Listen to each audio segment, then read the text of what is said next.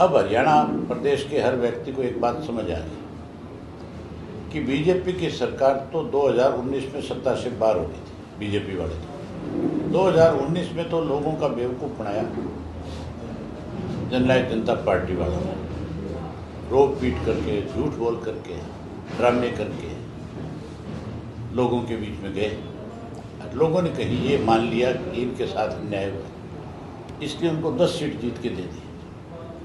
BJP को गाली देते थे और ये कहते थे इसको जमुना पार करा देंगे। उन्हीं की गोद में जाके बैठ गए।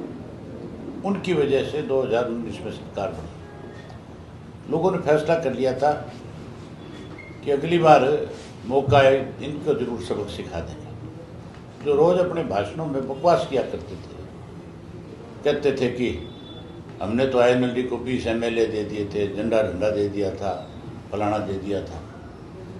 वो कहते थे कि उनके तो 2% वोट नहीं बचे, हम तो 17% लेके आए। अब की बार उनका तसल्ली करा दी लोगों, कहीं के नहीं छोड़े। अब कहीं कार्यकर्ता की बैठक करने लायक भी नहीं बचे। अब तो चौधरी देवीलाल का जन्मदिन भी मनाने की हिम्मत नहीं कर पा रहे। जो चौधरी देवीलाल के नाम की पार्टी बना करके लोगों को लूट करके लेके गए थे, वो तो साफ हो गए, रात कट गई।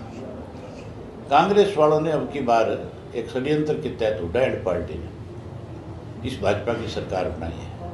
अब वो बात लोगों के समझ में आ गई। लोग कहते हैं हम रोहतक जा करके हुड्डा की तसल्ली करा के आएंगे। आपको निमंत्रण देने आए, आप भी आओ।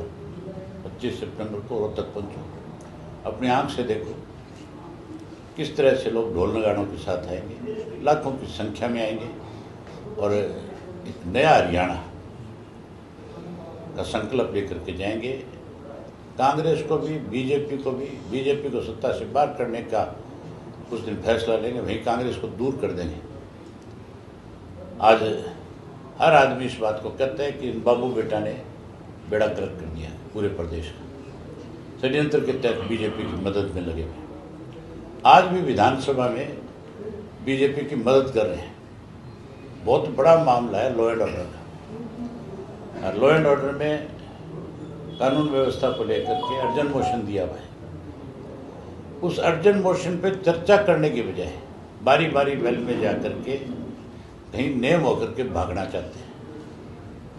मैंने हमारे दोनों MLA से कहा है, कांग्रेस के अगर विधायक कोई वॉकआउट करके भी जाए तो हमने वॉकआउट नहीं करना। हमने तो कानून व्यवस्था के ऊपर प्रदेश में जिस किस्म की स्थिति है, सरकार को उस पर घेरना है, सरकार को कटघरे में खड़ा करना है।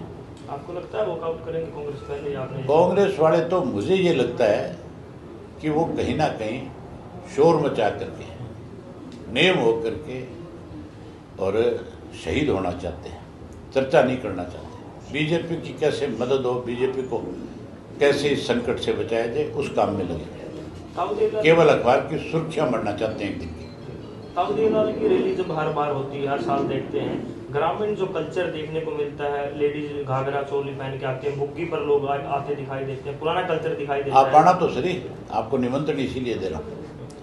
आप आना, लोग ट्रैक्टरों से भी जाएंगे। जुलाना से 100 से ज़्यादा ट्रैक्टर जाएंगे, जबकि 45-50 किलोमीटर है। अगर जुलाना से ट्रैक्टर पे चढ़ के जाएंगे तो फिर तो आस पड़ोस से तो पता नहीं कितने हजारों ट्रैक्टर आएंगे। अभय सिंह जी, आपने 2 दिन पहले एक बयान दिया है कि जो मनीषा हत्याकांड हुआ उसकी CBI को जांच हुई है, पंजाब पुलिस को होनी चाहिए। CBI तो बीजेपी की कठपुतली है। हरियाणा प्रदेश में बीजेपी की सरकार है, केंद्र में बीजेपी की सरकार है, तो फिर क्या जांच होगी? नफे सिंह राठी की हत्या को 2 साल से ज़्यादा समय हो गया। CBI को जांच सौंप दी थी। क्या किया CBI ने अब तक? सोनाली फोगाट का मामला है, अब तक किया क्या? कुछ किया? तो फिर अगर उसका कुछ नहीं किया चौधरी नफे सिंह राठी वाला, तो फिर इसकी क्या उम्मीद करोगे आप? ये तो तेरी CBI तो लिपापोती करेगी। अभी सांसद जयप्रकाश जी आए थे जी, उन्होंने कहा कि भाई कहीं तो विश्वास करना पड़ेगा पब्लिक को। सांसद जयप्रकाश जी अभी जीत आए थे जी, आज भी जीत। उन्होंने कहा कि CBI पर विश्वास तो करना पड़ेगा ना पब्लिक को जी। हाँ, ये बीजेपी वाले के साथ मिले हुए हैं। कांग्रेस जो है, कांग्रेस ही, इन्होंने तो सरकार बनाई इनके तो इसी तरह के बयान आएंगे बेचारों, और वो क्या कहेंगे हैं? ये तो कह रहे हैं कि वोट चोरी करके भाजपा बनी है, वोट चोरी का आरोप भी लगा रहे हैं। चोर रस्ते थे तो तुम आए हो बन के, तुमने क्या किया है? झूठ ही बोला सारा का सारा दिन हमें वोट काटू कहते थे। इनको पूछने वाला हो, हम तो थारी नाक काटने वाले हैं। हमने तो कांग्रेस का सफाया किया था, हमने देश से कांग्रेस को सत्ता से बाहर किया था। तुम लोगों ने झूठ बोल करके कहीं सत्ता आना चाहते हो। सत्ता दे रहे थे लोग, फिर क्यों तुमने बेईमानी करी, क्यों षड्यंत्र रचे, क्यों तुमने जगह जगह कैंडिडेट खड़े करे इंडिपेंडेंट जो है। उचाना में क्या हुआ था? विजेंद्र को किसने हराया? हुड्डा ने हराया कि नहीं हराया है? 32 वोटों से नहीं, हुड्डा ने हराया कि नहीं हराया विजेंद्र को?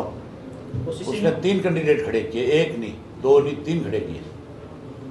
सारे देश को पता है इस बात का। तो फिर सरकार कैसे बने?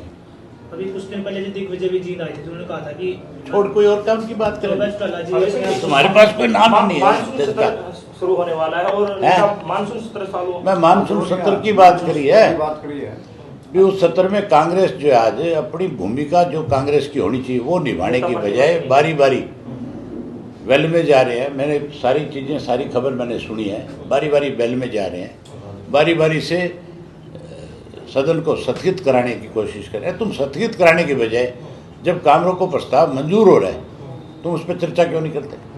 भागते क्यों? आखिरी सवाल हो गया, आप सिरसा से बिलोंग करते हैं और गोकुल सेतिया की एक वीडियो वायरल हो रही है। गोकुल सेतिया की बात करें तो और विधायक भी जैसे अधिकारियों से बात करते हैं और कहीं ना कहीं गोकुल भी तो सरकार के साथ मिला हुआ है। अधिकारी सुनते नहीं है। नहीं, गोकुल भी तो सरकार के साथ है। गोकुल चीफ मिनिस्टर के मंच पर जाके चीफ मिनिस्टर की बड़ाई करता है कि नहीं करता है? तो फिर कसर क्या रहेगी ये बताने?